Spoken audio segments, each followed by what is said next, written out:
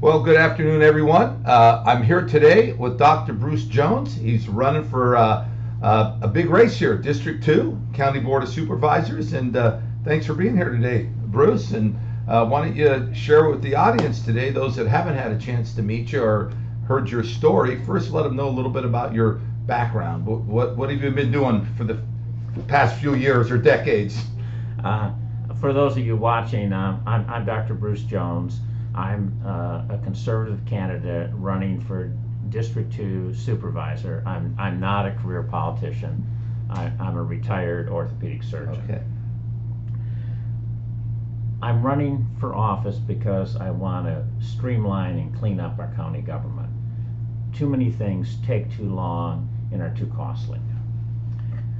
I believe in the American dream. As a young man, I wanted to be a doctor. Nobody in my family had gone to college. I worked as a construction carpenter, paid my way through college and medical school.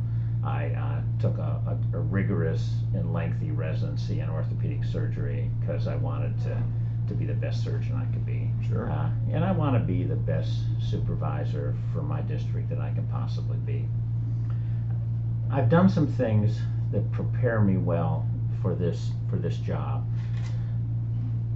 For more than 3 years, I've served on the Templeton Area Advisory Group. This is an elected advisory board to the county that covers issues in a 58 square mile area around Templeton. We look at land use, water use, and other issues and advise the county on these issues. 2 of the years on this board, I was the chairman. I had a lot of opportunities to talk to homeowners, farmers, ranchers, business owners about their concerns, and I do understand what matters to the North County community, and I think that I will represent them very well. Also, in this capacity, I have familiarized myself with the procedures and ordinances of our county and know how to navigate those. Also, in a prior life, I was on the board of a large nonprofit hospital. I was on that board by virtue of being elected by the medical staff to be the president of their association. On that board, we had to make difficult decisions. We served a community that was greater in numbers than the total population of our county. We had to make decisions about what medical care we could offer for the community, and also difficult budget decisions for an organization with more employees and a larger budget than our county government. I think together these things have prepared me well to be an effective supervisor on day one. Do you have any questions for me? Yeah, no, I've got a few questions, and I think the audience would like to hear too. As a doctor, coming on running for the board, how's that fare out? How are you feeling about that? Does it help you? Does it, what are your thoughts around that? I think there's some people that, with all this stuff with COVID and everything, so many doctors that have gotten involved in the whole COVID thing. What's your perspective on that as a doctor? I've given that a lot of thought. As a physician on the Board of Supervisors, I will be able to analyze the data and the recommendations made by the health department. Now, in the last 2 years, board supervision had been preempted by the board giving emergency authority to the health department. That authority has changed now. It's reverted back to the Board of Supervisors.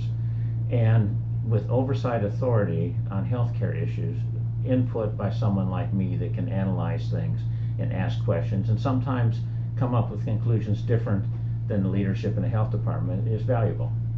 Yeah, no, I think it is. I've spent 42 years in the health industry and do a lot of research. And I think myself and a lot of other people's frustration in the last couple of years was that we felt that there was always one side of data that it was being looked at and not the other side that should have been taken into consideration too. But you know, it was all new. Nobody ever prepared, had a business plan for what happens if COVID hits. You know, so I get that, and I'm sympathetic to the people that were there. But our hope, you know, moving forward is that we've learned something, and that, you know, and I think this is what everybody wants in politics: is let's not just be one side. Let's analyze data, especially in such a sensitive issue as that. Because if we're going to be about freedom of choice, which I think everybody's out there, whatever side of the fence you're on, that side of the aisle you're on, everybody wants to have freedom of choice, right? Sure. Fill in the blank, whatever that means. And with that comes having healthy debates on both sides of looking at data, not just one side. This is exactly, you know, what the CDC or the health department says, and everybody's got to go that way. It doesn't mean it's always right. Yeah.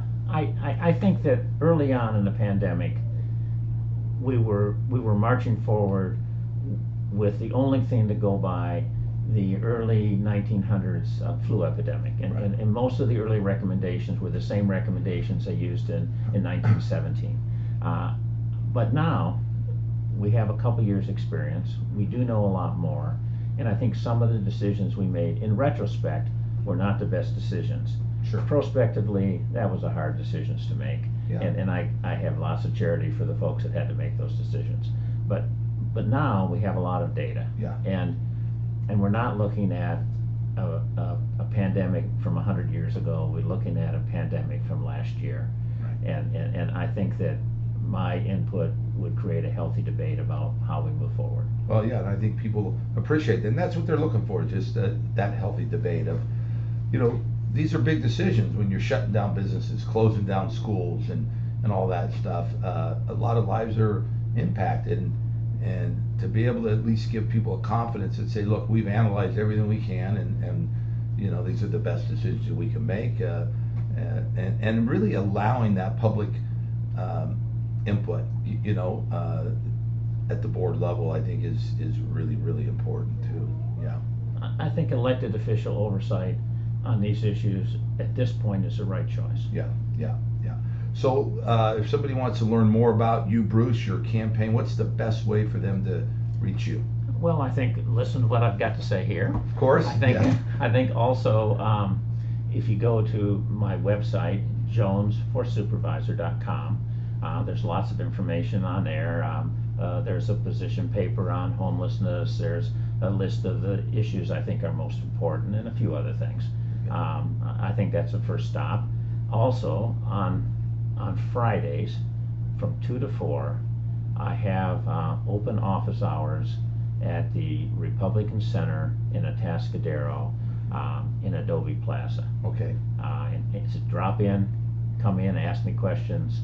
Also, I have a phone, and some people call me, and that is 805-458-9974. Well, that's great. That's big, giving out your phone number. Well, there you go. Hey, you're in the stretch here, you know, right? You got to pull everything out. Any final thoughts you want to share with the audience today, Bruce, that you think we didn't cover in this little conversation here that they may want to know, or that you want to get out? Any other additional information you want to get out to them? I think so. On this website, there's a list of things that I think are important, but I think it would be worthwhile to just shortly discuss a few of the things that I think are of highest priority. I will support and fund the Sheriff's Department and CAL FIRE. I will do things to promote jobs, small business, tourism, and agriculture. Some of that means getting the government out of the way so that these entities can prosper. We need less regulations, not more regulations. I will support parents' rights to make decisions for their children, health decisions and educational decisions.